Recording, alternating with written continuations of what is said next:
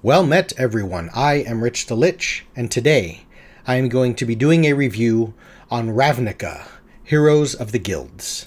This is a 30-page PDF that I downloaded off of DM's Guild for $4.95. Within, we have 13 subclasses intended to be used for characters within the Ravnica world setting.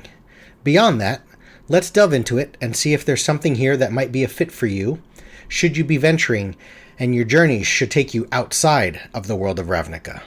At the end of this all, based on my words and my review system, I hope to better inform you as to whether or not this is some content that is a good fit for you and your gaming group. Let's jump into it. Up first, layout, design, and editing. 30 pages. The navigation is spot on point. I had a recent discussion about a previous review about this, and I made some comments. So for those of you that have watched many of my reviews, especially if you're a creator of such PDFs, the simple way to navigate efficiently through a PDF viewer is to ensure that your front cover is numbered as 1. Therefore, what'll happen is, as I scroll through here, and I want to just look through the Barbarian Path of the Untamed, as I type in 17 and I hit enter, it's going to take me to the appropriate page. If you do not label your front cover as designated as page 1, and your credits as page 2, and your introduction as page 3, and so on, the navigation will be a little wonky. And regardless of what the page numbers at the bottom say, relative to your tables of contents, you want to ensure that the viewer, the PDF aspect of it, which is the point of viewing it through PDF, is efficient. And in this regard, from a layout and navigation point of view, this content here is spot on. It's accurate. We have a really cool looking front cover.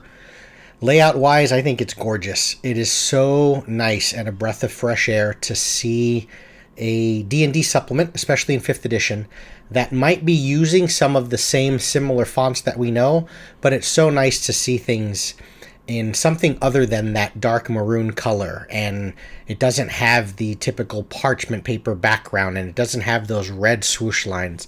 I see it so much lately. It's just nice seeing that this is something that is custom created. It's supposed to fit within 5th edition and Dungeons and Dragons, but it's kind of their own thing. So it's laid out very well. I love that you have the same fonts, really big sort of headings, Azorius Senate, Boros Legion, mentioning all the guilds of Ravnica, but yet it's indented over. And then everything is just lined up perfectly in column format. The font is nice and big and readable. It's got a beautiful serif font. It just reads well. When you have tables, it's perfect. When you have little bits where you're showing like stat blocks and various things like that here, it's laid out in this little parchment paper card, so it kind of immediately draws your eye to it, but obviously there's a separation there where it references it within these columns, and you can easily find and identify it. And again, it has a familiarity to it, but it's not just a cut and paste of trying to create a monster manual book template, right? Where normally the actions are listed there, and then it has... Let's take a look, and I'll show you exactly what I'm talking about. So here, I pull up the Abyssal Wretch. You've got this thing, right? You have a similar font, but it's maroon. You've got this little swoosh, and then there's a little separator between the armor class, hit points, and speed, and then there's a separator between the stats, and then a separator between the rest of the stuff, and that's just everywhere. And even for custom created content, yes, it's familiar. It reminds us that it's some sort of a monster or something that you can use as a familiar, but it's really, really nice to see it sort of in this format. It's just super well done. The page numbers are absolutely gorgeous. I believe this is House Demir symbol, and the fact that you have that little flourish and that symbol down at the bottom with the page number below. As I said, there's maybe a couple of wording errors, but I haven't found any spelling errors. It's easily navigated, well through. I can navigate my way through this. I know that we're looking at the Law Mage for the Wizard class because it's bigger. And then you've got these little headings that show you, here's what we're looking at. Here's a cool table. It has that separation between the background having this color, and then, it goes from colored to blank to colored to blank. You can identify and kind of delineate between one section to the next. It uses bullet points to good effects as you need. It's perfect. So for layout, design, and editing, I have to give this 2 out of 2 points. Up next, art. Looking at the art, it's very, very well done. I think the best thing that I can say about the art is it complements the entirety of the work. It doesn't. So what may often happen sometimes is if you have really good art, okay, if you don't have very good art at all, then there's not much to talk about. It's just not there. When you have really outstanding art, what happens sometimes though is I'm trying to commit some of this information to memory, right? I'm trying to read through the content of a book. And I think Wizards, WotC, their official stuff does a really good job on this. When you're starting to get into the nuts and bolts of just reading through paragraphs and paragraphs of text, it's nice to have layout becomes more important than art in that regard, right? Because you want to have the appropriate things I talked about. You want to have these separation of columns so I can read through it. You want to have bullet points in the appropriate places so I know, sort of English class outline 101 in Microsoft Word. I want to know when I'm talking about a certain subject, and then I can read information underneath it, and then what fits within those categories and so on, and is it in good column format. So in that regard, layout is really, really important. But what happens when you start having really good artwork is, yes, it's a good thing, and you would think it is, to be able to see amazing pictures and amazing concept art. But what happens is I start to lose that analytical sense of digesting the information, and I start just looking at a coffee table book at that point. I start just looking at pretty pictures. It's look at the way the technique was drawn on that, on that lich's body, and just that looks really cool. And that's why, as much as WotC has the resources to create in their official materials and put art on every page, that's why you don't see it on every page. Because it has to fit and work within the document. At its core, this is giving us 13 new subclasses. When I think of that, the first thing I think of is not what do they look like. I think of how do they work at the table? What are their mechanics? What kind of new abilities do they give me? What sort of build, if you will, do I want to now have my character become as a barbarian? What is my new option? I'm not thinking of here's 13 pieces of artwork of what a cool barbarian might look like, what a good warlock might look like. And in that regard, the front cover is just a beautiful piece of art. But you'll notice that it starts going into that sort of abstract, more silhouetted type of art, right? It's not delving into just the fine nuts and bolts of details of art. But what it does is it allows the art to complement the piece rather than sort of, even if it might be top notch, it may almost detract from it because you're paying too much attention to how pretty something looks.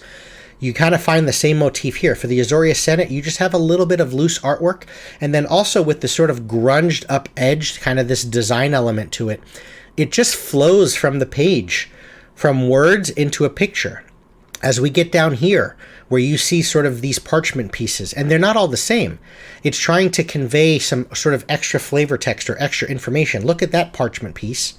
And then you have sort of this parchment piece, where I'm now identifying that when I see that on the page, kind of like that Post-it note stuck onto your document, I know that I'm just sort of getting some extra bits. But my eye can just stay right here and look through all of this, and then I can immediately draw my eye to that to get the flavor text. And then I can go back here and draw my eye to that to get the flavor text. Look at how this transitions. We're dealing with Cult of Rakdos. If you know the Magic the Gathering game and the cards, we're dealing with red and black. It's red and black, right? I know that I'm on a Rakdos page, but it's not so much because also of the abstract nature that it's taking away where I'm forgetting that I'm reading the details on this new Bard subclass and I'm just engrossed in all the nuances. No, I just can get very quickly. It conveys information aesthetically very quickly because of the abstract nature. It's red, it's black, it's clouds. As it's burning, it's red, dark. I don't know what the deal is with that. Cool. When we get into like a monk, there he is. He's standing on the platform. There's green around him. As you read through it, he looks martial artsy. That's what the monk does, and he gets better as he has practiced and lived among the poison. It conveys that very quickly. So in that regard, I think the art is complementary and it works very well within the page. That being said, as much as this Gruul cleric is here and we have the monk, as I said, the monk of decay is here. When you get up into the warlock from the Guild Pact warlock, there's no art for him. There is no art for the wizard law mage. So I really love the art here, but it's not there for every subclass. In that regard, I'm going to knock it 1 point, but overall, For art, I'm going to give this 2 out of 3 points. Really, really well done on the art. It's beautiful. So good that I wish it would have been there a little bit more. So let's move into content. So this is the nuts and bolts of what you're getting, right? And this is what we're looking for. For $4.95, you have 30 pages. And there's a cover on page 1. You have table of contents on page 2. But that's it. From 3 to 30.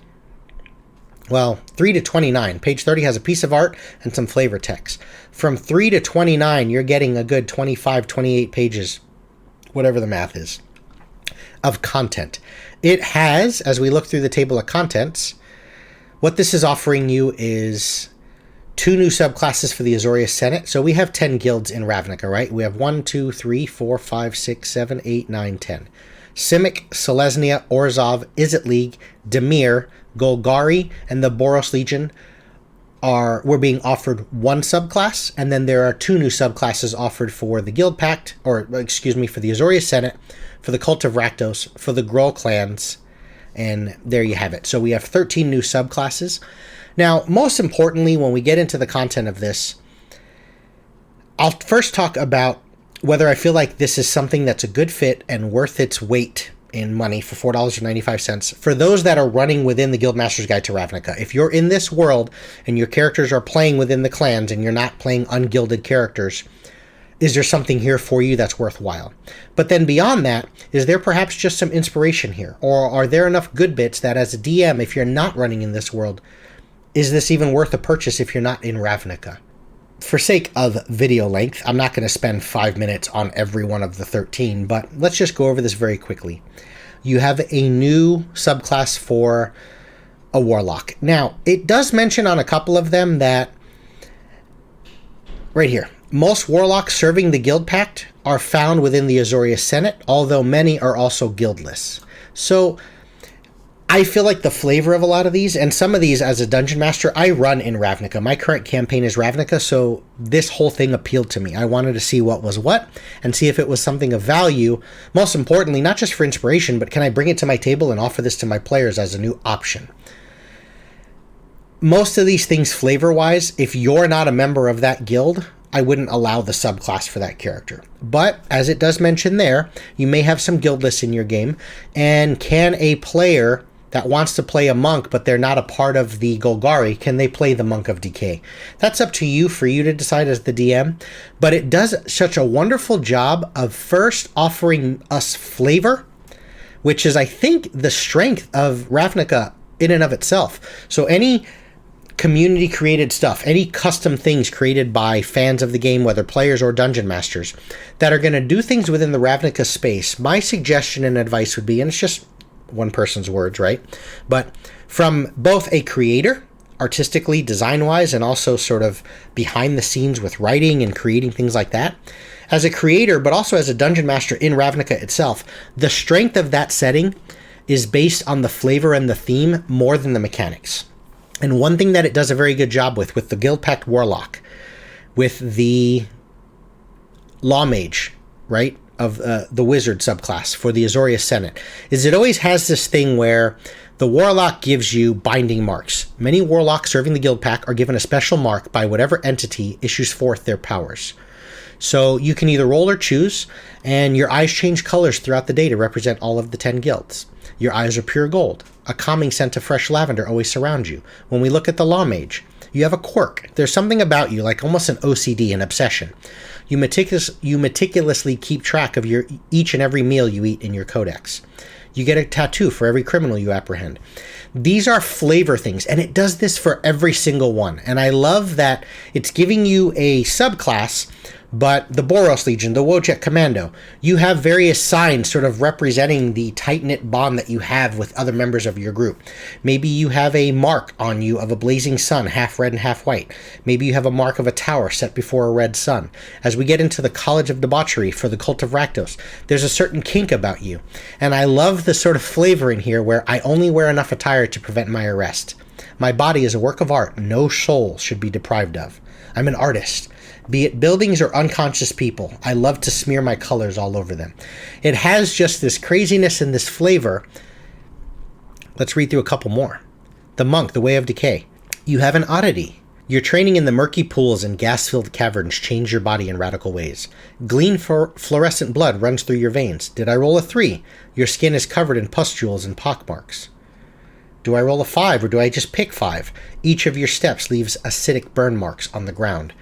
Every one of these 13 give you something that just adds more to the flavor of the guilds, and it lets us know, based on a visual sense usually, right? There's always something about them that an immediate identifier besides the guild's marks and logos and insignias.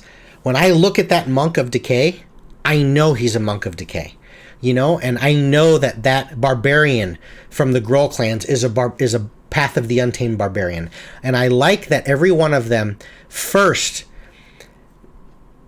sort of, not pays homage is the wrong word, but just sort of pays respects to the strength of the Ravnica setting in the guilds and their aesthetic and their feel and their flavor. The rot of the Golgari, the mystique and the blue and black and darkness and deception of Dimir. The red and green, kind of the chaos combined with nature and the tooth and all the good Grohl bits, right? It just pays respects to that before it gets into the mechanics. When we get into the mechanics of it, as I said, it would take too long to go over every little thing here. Trust me on this. Just if you like any of my other reviews and you think I can be pretty honest, brutally honest, or hopeful, the stuff here is gold. It's absolutely outstanding content. There's just so much here. It feels so different. I don't know all the nuances of every single subclass that's available in all of the official WotC materials. But from the things I'm reading, there's just so much here. It's obvious that there was some pains that were taken to make sure that things are not mechanically absurd, right? There's some things here that I think might be a little overpowered, but they're not so bad that you can't kind of wrangle them in as a DM and make some changes and just say, well, even though it says this happens once per day, I'm going to change this to 1 use per week. Or even though this says it's refreshes on a short rest, I'm going to change it to a long rest, right? There's a lot of little things that the DM can manipulate to make something fit within your game if you feel like it's overpowered. But also, there aren't so many things that I feel like I need to do that. Okay? Things have just been kind of put through with a fine-tooth comb to kind of make it fit mechanically. And they're just so different. You know, they add so much flavor. You know, I'll highlight just a couple here. So you have the Law Mage, right? And what they do is they can almost like a portent concept where they can manipulate dice, right? So by using your reaction, you can replace any attack roll, saving throw, or ability check made by you or a creature within 30 feet that you can see with a result of 10. So someone rolls a 4, you change it to a 10 instead, okay? And what happens is whatever the difference is, so if they rolled a 4 and I change it to the fixed value of 10, I get order points equal to that difference, right? So I would get 6 order points. And you use those order points to then later fuel various abilities and various things that you can do, okay? You have the Cult of Rakdos. A lot of this, Rakdos in and of itself, and just sort of the nature and the flavor of the game, it isn't so much a taboo subject for me. It's just not something I want to delve into. The craziness of, even as it says here, you know, where you're dealing with what I like to I'm always reminded of Slaanesh from Warhammer Fantasy, right? It can be a little over the top, but the flavor that's here and just the sort of elegance in which it navigates its way through, but also kind of infusing a bit of weirdness, a little over the top, but kind of balancing it out a bit with almost a little bit of humor. It's really appealing. What they have here for the College of Debauchery for the Bard is just super well done. You know, it's just, listen to this ability. And this reminds me, and what it does is it informs to me that even if I feel like my players aren't going to use this, this might certainly be something that I can use for my NPCs. At 14th level, using your bonus action, you can summon a stage for your performance, which remains for 1 minute. The ability is called Stage Hog. A 5-foot square of solid ground raises below you, 10 feet, lifting you up in the process. While on it, You can create abilities called Fire, More Fire, Exhilarating Experience, or In Chains.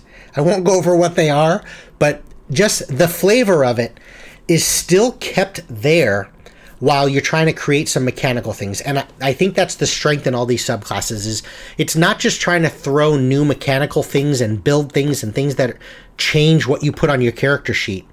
It's trying to offer more fiddly bits, modifiers to rolls and new things and new options, kind of like that, the order points, right? The Izzet League has a new Path of the Kybernet Barbarian. And it's not a coincidence to me that when you read the flavor text here, it says, should we succeed in harnessing the rage, the sky is the limit.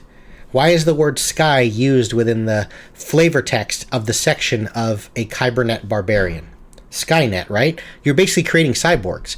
You have something here where the Izzet, through experimentation and other stuff, are giving you implants basically. And every, level 3, level 8, level 12, level 16, you get to choose a new implant. And then when you're raging, you have energy points equal to your barbarian level. By spending an action, only when you're raging, you can spend energy points to basically activate one of your implants. So, yes, you're giving yourself new things to roll and, hey, make new saving throws. And a barbarian that maybe didn't have range attacks now has ranged attacks because he has a force cannon on his arm. But whatever it may be, it has these mechanical things, but everything adheres to and still fits flavor-wise and thematically. And that is the greatest strength, is it's giving me a bunch of new bits, a bunch of new mechanics, a bunch of new subclasses that I feel like are decently well balanced. But most importantly, even if they feel a little overpowered, I feel confident as a dungeon master that I can make the changes that I need to without snowballing too much, or even take some things away without feeling like I'm nerfing my PCs too much. But the stuff here has so much flavor that it's just fun. It seems to add so many cool things for your classes. And in that regard, and just the way it's presented and offered, there's so much new here that I'm inspired. I definitely want to offer this up just as is. Just offer this PDF to all my players and say, hey guys, anyone that's within these guilds, I am going to confine it. If you're not a member of the Izzet, you can't be, and you're not playing a barbarian, obviously, you can't be the Path of the Kybernet. I'm not going to offer this to anyone else. But I will just offer this as is and say, hey, here's some new subclass options that you guys can run with. Beyond that, as I said in the beginning, is there something here if you're not playing in Ravnica? The bulk of what you're getting here for $4.95 is going to be for those that are playing in Ravnica, because there's so much flavor here that if you don't know about Ravnica and your players are not playing within the Izzet League and what they're about, the cybernetic part might not make sense. You might be able to take this and incorporate it into something like Eberron, perhaps, but I can't say that this is all going to be a fit for characters that are playing in Forgotten Realms or something like that. So in that regard, content-wise, I have to give this a 5 out of 5 with one small caveat.